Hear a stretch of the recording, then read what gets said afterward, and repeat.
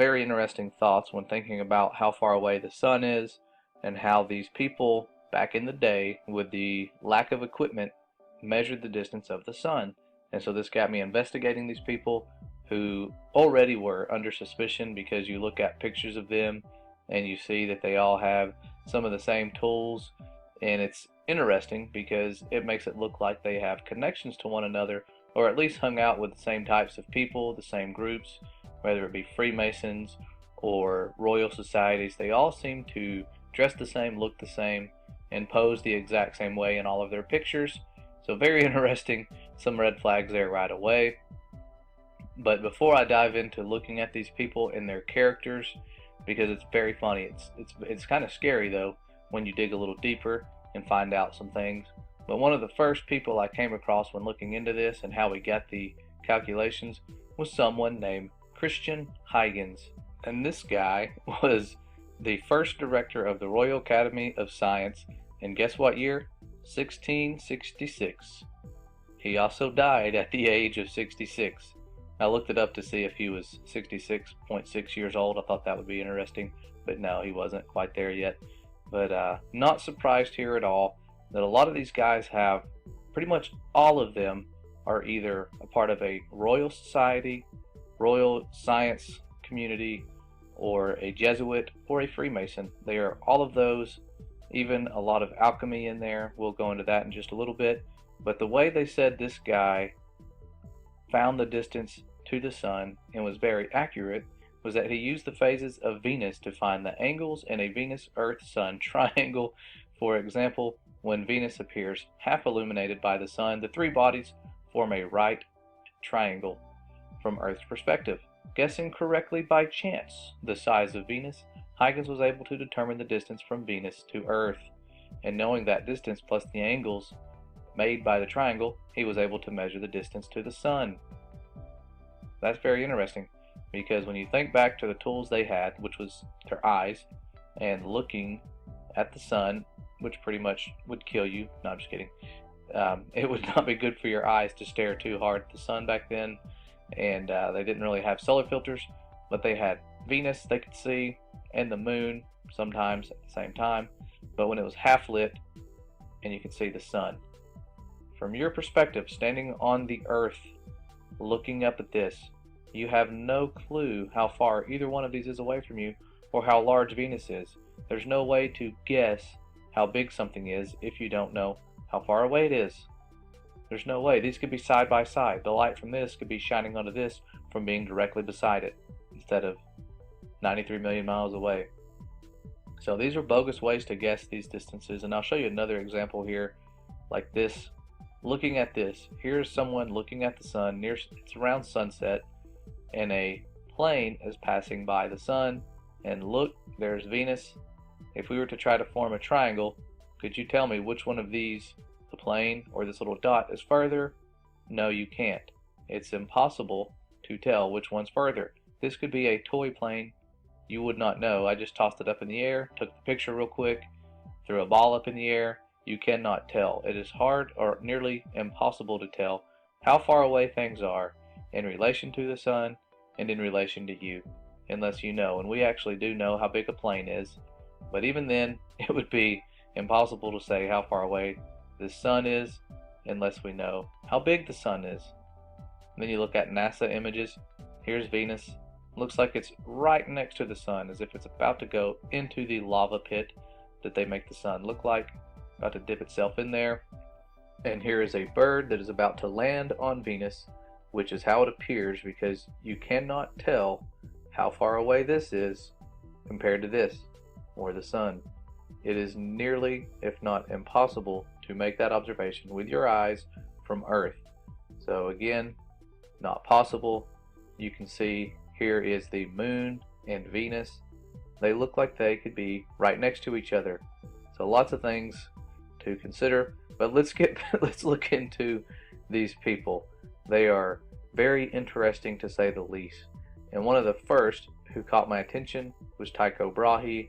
He brought the sun to 13 million miles, a mere 10 million more than Copernicus. So this guy, pretty smart, And I saw this picture of him, and it made me think, what is going on with the nose? Why do I keep seeing pictures of this guy with a funny nose? Well, come to find out, he had a fake nose because he got into a fight with someone with I'm guessing they had a sword, and hopefully, I'm guessing he won because all he lost was his nose and not his life. It was over a math problem. So debating math, he got into a fight with a sword. There must have been alcohol involved unless he was just that big of a nerd. But this guy was wealthy. He had like 1% of the wealth in Denmark because his father saved the king's life. So Tycho Brahe, quite an interesting life, but that's not where the interesting part stops. Not only did he lose his nose and wear a fake nose, this guy was not only a believer in the geocentric model, but he also kept some rather unusual company.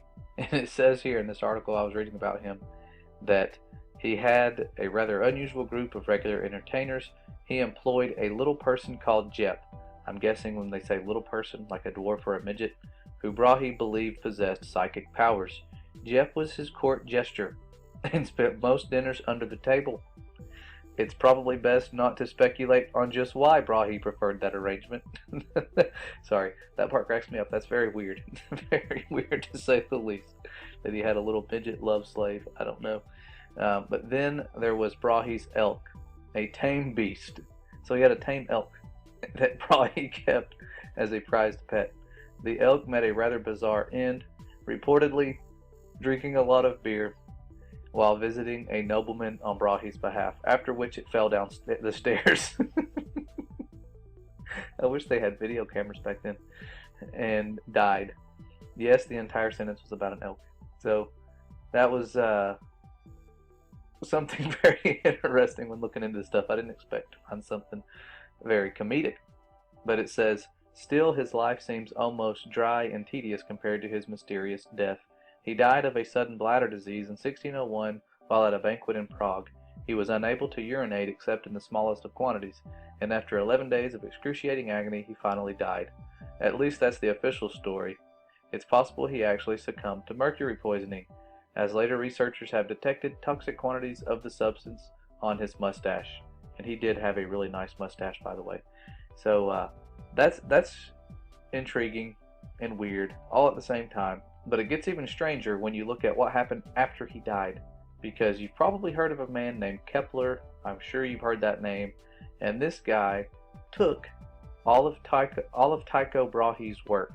When Tycho died, he had compiled a lifetime worth of observations that he kept to himself, and Kepler confessed to taking this work because there were no really heirs of his stuff, because his children were considered illegitimate, because they were from a commoner like you and I, unless you're royalty and you're watching this. I doubt it. But he took them and kept them and took credit for many things that Brahe worked his whole life to find out. So I thought that was interesting. But then when you look into who Newton was, it gets even stranger, because Newton came along after Kepler, and he is known for discovering gravity when an apple hit him in the head.